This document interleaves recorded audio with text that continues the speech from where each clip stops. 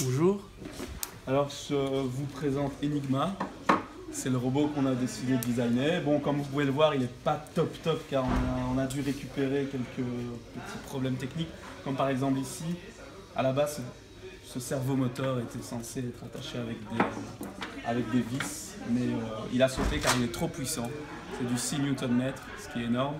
Alors du coup, on a un petit peu essayé de remplacer ça par une méthode barbare. Sinon, ce robot, qu'est-ce qu'il fait?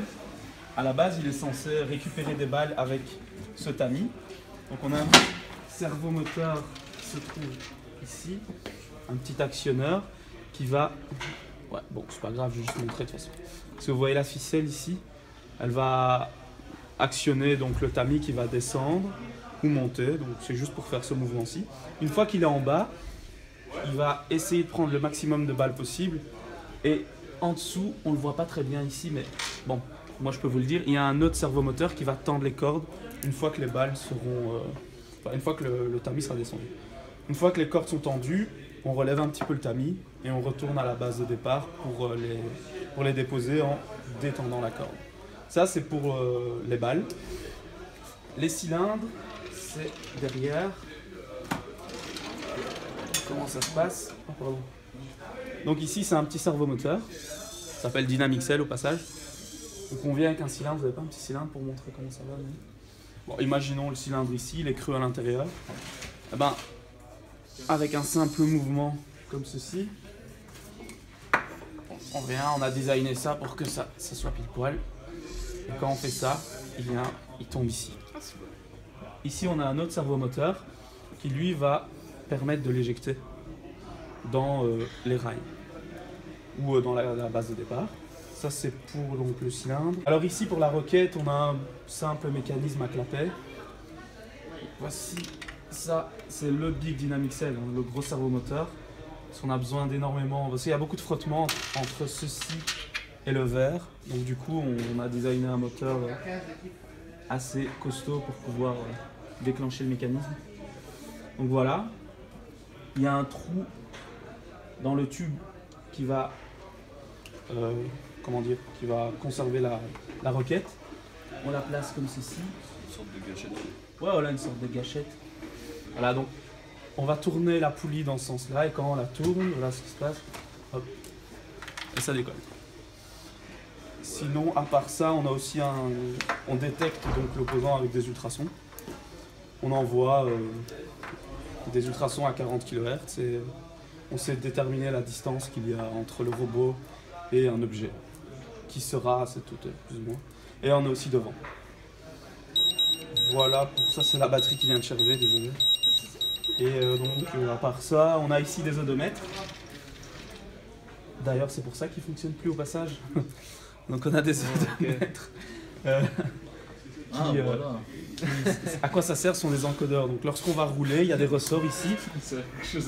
Ils vont servir à maximiser le contact avec le sol pour que lorsque le robot roule, on peut se localiser grâce à une forme de comptage, quoi. Donc on va compter où on se positionne en X, Y et en θ, donc ça c'est la position angulaire.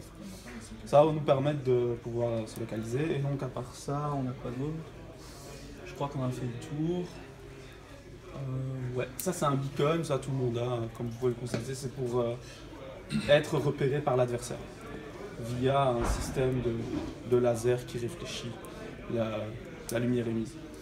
Et ça, c'est le bouton d'arrêt d'urgence, qui est très utile, comme on a pu le constater au match précédent. On a des beaux moteurs faux labeur. Je sais pas si on va les voir. Ici, vous les voyez, les trucs verticaux. Voilà, donc ça, c'est les moteurs qui actionnent les roues. Des petites banbottes. On a deux batteries aussi.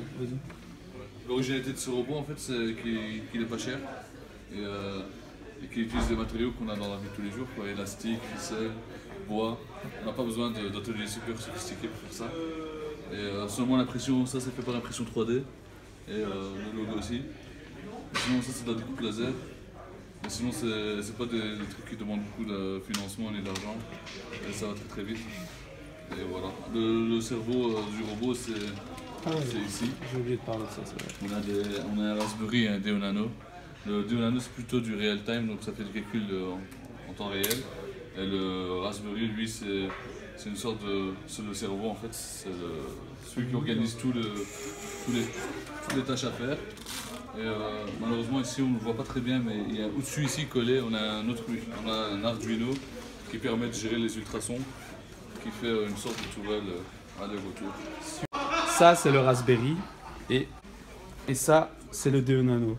Ça, c'est le maître, ça, c'est l'esclave. En gros, non, mais c'est vraiment, c'est comme ça que ça fonctionne. On les appelle comme ça d'ailleurs. Lui, il fait les calculs hyper lourds à faire. Par exemple, c'est lui qui va compter les encodeurs. Il va compter les tours. C'est lui qui va s'amuser à faire ça. Et quand il compte, eh ben, il envoie l'information au Raspberry et qui lui ensuite décide par exemple, de faire, en fonction de ce que lui dit, lui il agit. Donc c'est ce qu'on appelle le hardware et le software, en gros. Et ça, c'est ce qui est là. Et cet écran LCD, normalement on était censé le mettre, d'ailleurs la place était ici mais on n'a pas eu le temps. C'est l'écran qui va nous permettre en gros de choisir la stratégie qu'on veut. Et aussi en fonction de la zone de départ dans laquelle on commence. Mais on n'a pas eu le temps, dommage. Voilà.